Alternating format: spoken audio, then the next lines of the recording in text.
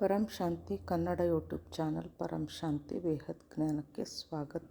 ಇಂದು ನಾವು ಆಕಾಶಿಕ್ ರೆಕಾರ್ಡ್ಸ್ಗಳು ಅಂದರೆ ಏನು ಅನ್ನೋದನ್ನು ತಿಳಿಯೋಣ. ನಾವು ನಮ್ಮ ಶಾರೀರಿಕ ಭಾವನಾತ್ಮಕ ಸಂಘರ್ಷಗಳೊಂದಿಗೆ ಸೋತು ನಿರಾಶರಾದಾಗ ಜೀವನ ಅಸಹನೀಯವೆನಿಸುತ್ತದೆ. ಇವುಗಳ ಬಗ್ಗೆ ವಿಚಾರ ಮಾಡಿದಾಗ ನಮ್ಮೊಳಗೆಯೇ ಅನೇಕ ನಕಾರಾತ್ಮಕತೆಯನ್ನು ನಾವು ಗುರುತಿಸುತ್ತೇವೆ. ಈ ನಕಾರಾತ್ಮಕತೆಯನ್ನು ಜೀವನದ ಅನೇಕ ಸಂದರ್ಭಗಳಲ್ಲಿ ನಾವು ಪುನರಾವರ್ತನೆಯನ್ನು ಸಹ ಮಾಡಿರುತ್ತೇವೆ. ಎಷ್ಟೋ ಸಂದರ್ಭಗಳಲ್ಲಿ ನಾವು ಮಾಡುತ್ತಿರುವುದು ಸರಿ ಇಲ್ಲ ಎನಿಸಿದರೂ ಆ ಭಾವನೆ, ಉತ್ತೇಜನ, ಆ ಸನ್ನಿವೇಶದಿಂದ ಹೊರಬರಲು ನಮಗೆ ಸಾಧ್ಯ ಆಗುವುದಿಲ್ಲ. ಆದರೆ ಇವೆಲ್ಲವೂ ಆಕಾಶ ತತ್ವದಲ್ಲಿ ರೆಕಾರ್ಡ್ ಆಗುತ್ತಿರುತ್ತದೆ.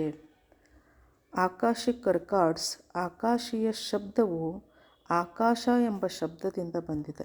ಸಂಸ್ಕೃತದಲ್ಲಿ ಇದರ ಅರ್ಥ ವಾತಾವರಣ ಅಥವಾ ಈಥರ್ ಎಂದಾಗಿದೆ.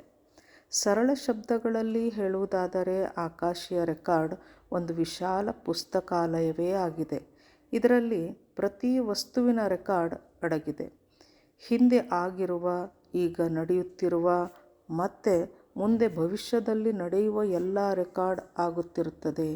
ಈ ಆಕಾಶೀಯ ರೆಕಾರ್ಡನ್ನು ಪ್ರತ್ಯೇಕ ಆತ್ಮಗಳ ಯಾತ್ರೆಯ ರೆಕಾರ್ಡ್ ಎಂದು ಸಹ ಹೇಳಬಹುದು. ಆಕಾಶ, ಈಥರ್, ನಮ್ಮ ಬ್ರಹ್ಮಾಂಡದ ಮೂಲ ತತ್ವ. ಈ ಆಕಾಶ ತತ್ವದಿಂದ ಉಳಿದೆಲ್ಲ ತತ್ವಗಳು ರಚನೆಯಾಗಿರುತ್ತದೆ. ಪ್ರತ್ಯೇಕ ಆತ್ಮಗಳ ಅನಂತ ಜೀವನ ಕಾಲದ ರೆಕಾರ್ಡಿಂಗ್ ಈ ಆಕಾಶ ತತ್ವದಲ್ಲಿ ಅಡಗಿದೆ. ಬನ್ನಿ, ಇದನ್ನು ನಾವು ಇನ್ನೂ ಆಳವಾಗಿ ತಿಳಿದುಕೊಳ್ಳಲು ಪ್ರಯತ್ನಿಸೋಣ. ಈ ಸೃಷ್ಟಿಯಲ್ಲಿ ಅನಂತಾನಂತ ಬ್ರಹ್ಮಾಂಡಗಳಿವೆ ಮತ್ತು ಅಷ್ಟೇ ಅನಂತಾನಂತ ಆ ಬ್ರಹ್ಮಾಂಡಗಳ ಸೃಷ್ಟಿಕರ್ತರು ಸಹ ಇದ್ದಾರೆ. ಬ್ರಹ್ಮಾಂಡಗಳ ರಚನಾಕಾರ, ಸೃಷ್ಟಿಕರ್ತ ಬ್ರಹ್ಮಾಂಡಗಳ ಕೇಂದ್ರ ಭಾಗದಲ್ಲಿ ಅಂದರೆ ಪರಂಧಾಮದಲ್ಲಿ ವಾಸ ಮಾಡುತ್ತಾನೆ.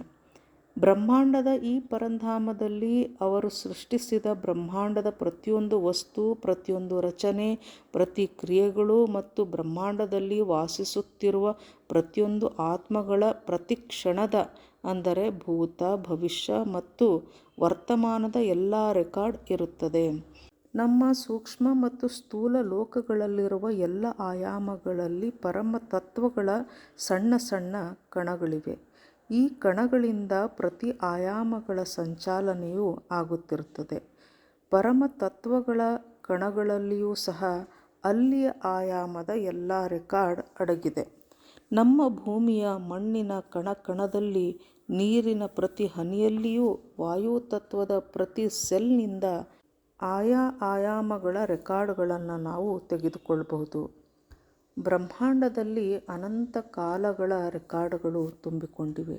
ಇಲ್ಲಿಯವರೆಗೆ ಭೂಮಿಯ ಮೇಲೆ ನಡೆದಂತಹ ಮಾತುಕತೆಗಳು, ಶಬ್ದಗಳು, ಕಂಪನಗಳು ಇಂದಿಗೂ ಸಹ ಯಾವುದಾದರೊಂದು ರೂಪದಲ್ಲಿ ವಾಯುಮಂಡಲದಲ್ಲಿ ತೇಲುತ್ತಲೇ ಇರುತ್ತದೆ.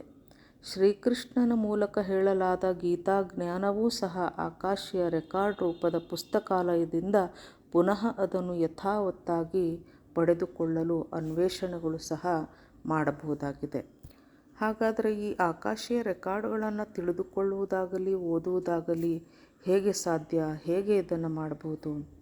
ಆಕಾಶೀಯ ರೆಕಾರ್ಡ್ಗಳನ್ನು ತಿಳಿದುಕೊಳ್ಳಬೇಕೆಂದರೆ ಅಥವಾ ಬೇರೆ ಆಯಾಮ ಮತ್ತು ಬ್ರಹ್ಮಾಂಡಗಳ ಆತ್ಮಗಳನ್ನು ತಿಳಿದುಕೊಳ್ಳಲು ನಾವು ಆತ್ಮದರ್ಶನವನ್ನು ಪಡೆಯಬೇಕು. ನಮ್ಮನ್ನು ನಾವು ಒಂದು ಆತ್ಮವೆಂದು ತಿಳಿದುಕೊಳ್ಳಬೇಕು. ಆದರೆ ಮನುಷ್ಯ ತನ್ನನ್ನು ಒಂದು ಸ್ಥೂಲ ಶರೀರವೆಂದು ತಿಳಿದುಕೊಳ್ಳುತ್ತಿದ್ದಾನೆ. ಮಾಯೆಯು ಆವರಿಸಿರುವುದರಿಂದ ಅವನಿಗೆ ಕೇವಲ ಈ ಪಂಚತತ್ವದ ದೇಹವೇ ನಿಜವೆಂದು ತೋರುತ್ತಿದೆ. ಮನುಷ್ಯ ಜೀವನವನ್ನು ಅಮೂಲ್ಯ ಜೀವನವೆಂದು ಹೇಳಲಾಗಿದೆ. ಏಕೆಂದರೆ ಮನುಷ್ಯನು ಮನುಷ್ಯ ಜನ್ಮದಲ್ಲಿ ಮಾತ್ರ ಪುರುಷಾರ್ಥ ಮಾಡಬಹುದು ಮತ್ತು ಜೀವನ ಮರಣ ಚಕ್ರದಿಂದ ಮುಕ್ತಿಯನ್ನು ಹೊಂದಬಹುದು, ಪರಮಾತ್ಮನ ಸ್ವರೂಪವನ್ನು ತಿಳಿದುಕೊಳ್ಳಬಹುದು. ಮನುಷ್ಯ ತನ್ನ ದೇಹಾಭಿಮಾನವನ್ನು ಬಿಟ್ಟು ಆತ್ಮಭಾವದ ಅನುಭೂತಿ ಪಡೆದುಕೊಂಡಾಗ ಅವನ ಆತ್ಮನ ಶಕ್ತಿ ಮತ್ತು ಚೇತನ ಸ್ತರವು ಹೆಚ್ಚುತ್ತಾ ಹೋಗುತ್ತದೆ. ಆತ್ಮಚೇತನ ಶಕ್ತಿಯು ಹೆಚ್ಚಿದಂತೆ ಆತ್ಮವು ಮೇಲಿನ ಆಯಾಮಕ್ಕೆ ಪಯಣವನ್ನು ಬೆಳೆಸಬಹುದು. ಆತ್ಮ ಯಾವ ಆಯಾಮವನ್ನು ಪ್ರವೇಶಿಸುತ್ತದೋ ಅಲ್ಲಿಯ ಲೋಕಗಳ ರೆಕಾರ್ಡ್ಗಳನ್ನು ಆತ್ಮವು ಓದಬಹುದಾಗಿದೆ. ನಮ್ಮ ಅನೇಕ ಋಷಿಮುನಿಗಳು ಭೂಮಿಯ ಮೇಲೆಯೇ ಇದ್ದುಕೊಂಡು ಮೇಲಿನ ಅನೇಕ ಲೋಕಗಳನ್ನು ನೋಡುವ ಶಕ್ತಿಯನ್ನು ಹೊಂದಿದರು. ಆತ್ಮ ಸ್ವರೂಪದಲ್ಲಿ ಮೂರನೆಯ ಕಣ್ಣು, ಥರ್ಡ್ ಐ, ತೆರೆದುಕೊಂಡಾಗ ಆತ್ಮವು ಬೇರೆ ಆಯಾಮಗಳ ಆಕಾಶೀಯ ರೆಕಾರ್ಡ್ಗಳನ್ನು ನೋಡುವ ಆತ್ಮಶಕ್ತಿಯನ್ನು ಪಡೆಯುತ್ತದೆ. ಅಂದರೆ ಸಂಪೂರ್ಣ ಬ್ರಹ್ಮಾಂಡದಲ್ಲಿ ಮುಂದೆ ಏನಾಗಲಿದೆ, ಏನಾಗುತ್ತಿದೆ ಮತ್ತು ಹಿಂದೆ ಏನಾಗಿತ್ತು ಎಂಬುದನ್ನೆಲ್ಲ ತಿಳಿದುಕೊಳ್ಳುತ್ತದೆ. ಆತ್ಮ ಒಂದು ರಿಸೀವರ್ ಆದಾಗ ಅದು ಪ್ರತಿ ಸೂಕ್ಷ್ಮ ತರಂಗಗಳನ್ನು ಹಿಡಿದುಕೊಳ್ಳುತ್ತದೆ. ಅಂದರೆ ಆತ್ಮ ತಾನು ಎಲ್ಲಿಯ ಆಯಾಮದಿಂದ ಬಂದಿರುತ್ತದೆಯೋ ಅಲ್ಲಿಯ ಆಯಾಮದವರೆಗಿನ ಎಲ್ಲ ರೆಕಾರ್ಡ್ಗಳನ್ನು ಅದು ಓದಬಹುದಾಗಿದೆ. ಉದಾಹರಣೆಗೆ, ಆತ್ಮ ಯೂನಿವರ್ಸ್ನಿಂದ ಬಂದ ಆತ್ಮವಾಗಿದ್ದರೆ ಅದು ಯೂನಿವರ್ಸನ್ನು ತಿಳಿದುಕೊಳ್ಳುತ್ತದೆ. ಅದಕ್ಕೂ ಮೇಲಿನ ಆಕಾಶೀಯ ರೆಕಾರ್ಡ್ಗಳನ್ನು ಓದಲು ಆ ಆತ್ಮಕ್ಕೆ ಸಾಧ್ಯ ಆಗುವುದಿಲ್ಲ. ಇದಕ್ಕೆಲ್ಲ ನಮ್ಮ ಶಾಸ್ತ್ರಗಳಲ್ಲಿ ಬಹಳಷ್ಟು ಉದಾಹರಣೆಗಳನ್ನು ನಾವು ಕಾಣುತ್ತೇವೆ. ನಾರದ ಮುನಿಯು ಅನೇಕ ವಿದ್ಯೆಗಳಲ್ಲಿ ಪಾರಂಗತರಾಗಿದ್ದರು. ನಾರದರು ಇತಿಹಾಸ, ಪುರಾಣ, ವ್ಯಾಕರಣ, ವೇದಾಂತ, ಖಗೋಳ, ಭೂಗೋಳ, ಜ್ಯೋತಿಷ್ಯ ಅನೇಕ ಶಾಸ್ತ್ರಗಳಲ್ಲಿ ವಿದ್ವತ್ತನ್ನು ಹೊಂದಿದ್ದರು. ಬಾಪೂಜಿಯವರು ಹೇಳ್ತಾರೆ, ನಾರದರು ತಮ್ಮ ಹೆಚ್ಚಿನ ಸಮಯವನ್ನು ಬ್ರಹ್ಮಪುರಿಯಲ್ಲಿ ಕಳೆಯುತ್ತಿದ್ದರು ಮತ್ತು ಅವರು ತಮ್ಮ ಆತ್ಮಶಕ್ತಿಯಿಂದ 7 ಲೋಕಗಳನ್ನು ನೋಡುತ್ತಿದ್ದರು. ಪಾತಾಳ ಲೋಕವನ್ನೂ ಸಹ ನೋಡಬಲ್ಲವರಾಗಿದ್ದರು. ತಮ್ಮ ಶಕ್ತಿಯಿಂದ ಭವಿಷ್ಯವನ್ನೂ ಸಹ ತಿಳಿದುಕೊಳ್ಳುತ್ತಿದ್ದರು. ಎಲ್ಲ ಆಕಾಶೀಯ ರೆಕಾರ್ಡ್ಗಳನ್ನು ಓದಬಲ್ಲವರಾಗಿದ್ದರು ಮತ್ತು ಜ್ಞಾನದ ಸೆಲ್ನಲ್ಲಿ ಶೇಖರಣೆಯಾಗಿರುವ ಮಾಹಿತಿಗಳನ್ನು ತಿಳಿದುಕೊಳ್ಳುತ್ತಿದ್ದರು. ಇದರಂತೆ ಅನೇಕ ಋಷಿ ಮುನಿಗಳು ಭವಿಷ್ಯವನ್ನು ಓದಬಲ್ಲವರಾಗಿದ್ದರು. ಇದರಂತೆ ಭೂಮಿಯ ಮೇಲೆ ಅನೇಕ ಧರ್ಮದ ಮೆಸೆಂಜರ್ಗಳು ಕೂಡ ಭವಿಷ್ಯದಲ್ಲಾಗುವ ಆಪತ್ತುಗಳ ಬಗ್ಗೆ, ಅನೇಕ ಘಟನೆಗಳ ಬಗ್ಗೆ ಹೇಳಿದ್ದಾರೆ. ಇದನ್ನೆಲ್ಲ ನಾವು ಇಂದು ಸಹ ಕಾಣುತ್ತಿದ್ದೇವೆ. ಪರಂ ಶಾಂತಿ. परम शांति सोचो बोलो परम शांति.